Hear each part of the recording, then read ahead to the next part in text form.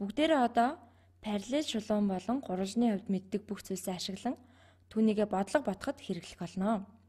За энд байгаа бодлого бол үнэхээр сонгодог бодлого. Миний хийхийг хүсэж байгаа зүйл бол тэгэхээр мэдээж энд нэг гурвалжин, энд бас нэг гурвалжин, мөн эдгээрийн зарим нэг дотоод өнцөг өгөгдсөн байна.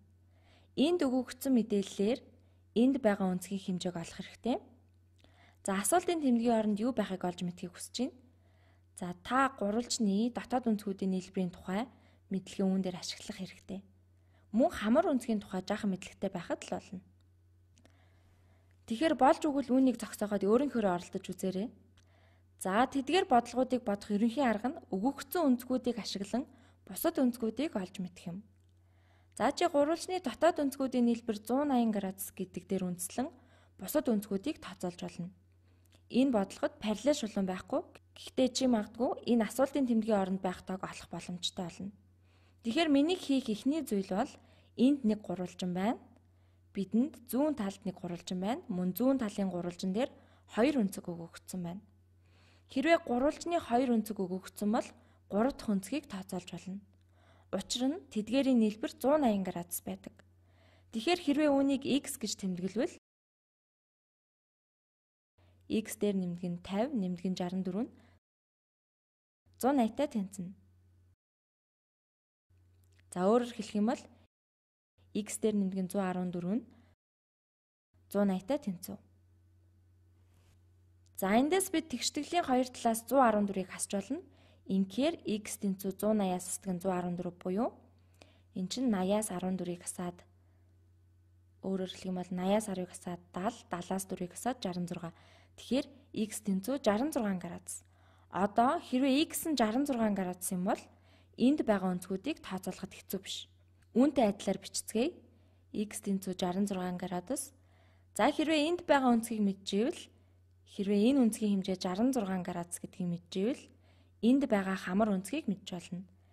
Энд байгаа гадаад өнцгтэйгээ нийлээд дэлгэмэл өнцөг үүсгэж байгаа учраас тэд бол хамар өнцгүүд. За тэгэхээр энэ өнцгийг y гэж нэрлэвэл y дээр нэмдэг нь x нь 180 градус. За x маань 66 градус шүү дээ. Тэгэхээр энэ нь 66 градус. За тэгэхээр хоёр талаас 66-г хасч болно. Тэгвэл y нь 180-аас 66-г хасаад 114 градус. Энэ тоон чамд жаахан танил харагдаж магадгүй. Энд байгаа хоёр өнцгийн нийлбэр нь яг 114 градус байгаа. За энэ бол манай ерөнхий санаа юм. За үүнийг танд баталж харуулах болно. За хэрвээ энэ хоёр өнцөг өгөгдсөн гээд энэ өнцгийг А, энэ өнцгийг Б гэвэл энэ өнцгийн хэмжээ 180-аас хасдаг нь А, хасдаг нь Б болно. Энэ нь энд байгаа энэ өнцөгтэй тэнцэнэ. Энд авч үзэж байгаа энэ өнцөг гадаад өнцөг болно. За энэ жишээнд y бол гадаад өнцөг, 180-аас хасдаг нь А, хасдаг нь Б. Тэгэхээр энэ өнцөг дээр нэмэх нь 180, хасдаг нь А, хасдаг нь Б нь 180-тай тэнцв. Тэгэхээр энэ өнцгийг y гэж тэмдэглэвэл y дээр нэмдэг нь 180, хасдаг нь А, хасдаг нь Б тэнцүү 180. За хоёр талаас 180-ыг хасна. Мөн хоёр тал дээр А дээр нэмдэг нь Б-г нэмье. Тэгэхээр А дээр нэмдэг нь Б. За бичих зайгүй болчлаа. Иймд бүгдээрээ ийшээ шилжчихье. За дараа нь эдгээрийг тэнцвүүлье.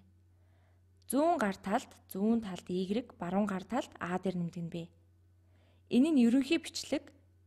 Гурвалжны дотоод өнцгүүдийн нийлбэр 180 градус гэдгийг өөрийнхөө ашиглаж болно л доо. Дараа нь энд байгаа гадаад өнцөг, энд байгаа гадаад өнцөг нь нөгөө хоёр дотоод өнцгийн нийлбэртэй тэнцв. Тэгэхээр y тэнцүү А дээр нэмдэг нь Б. За 114 градус.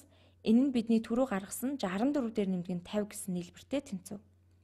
Яаж хийсэн бэ гэхээр эхнээсээ y тэнцүү 114 градус гэдгийг мэдж байсан ч гэсэн ерөөс хамаагүй. За яадаг вэ гэхээр ерөөсөө шууд дүгнэлтэнд хүрэлгүйгээр баталгааг хийж явна гэсэн үг. За хэрвээ y нь 114 градус юм бол бид энэ өнцгийг мэднэ. Эхнээсээ энэ өнцөг өгөгдсөн байгаа шүү дээ. Одоо энэ гурвалжны 3 дахь өнцгийг тооцоолцгоё. Энэ асуултын тэмдэгтээ байгаа өнцгийг z гэж тэмдэглэвэл z дээр нэмдэг нь 114, нэмдэг нь 31 нь 180 градус болно. Гурвалжны дотоод өнцгүүдийн нийлбэр нь 180 градус гэдэг энэ чанарыг л ашиглаж байна. За z дээр нэмдэг нь 145 нь 180. Бид үнийг зөв хийсэн болов. Тэгэхээр тэгштгэлийн хоёр талаас 145-ыг хасъя. Тэгэхээр манай Z 35 градус гэж гарч ирж байна. Тэгэхээр Z нь 35 градус болно.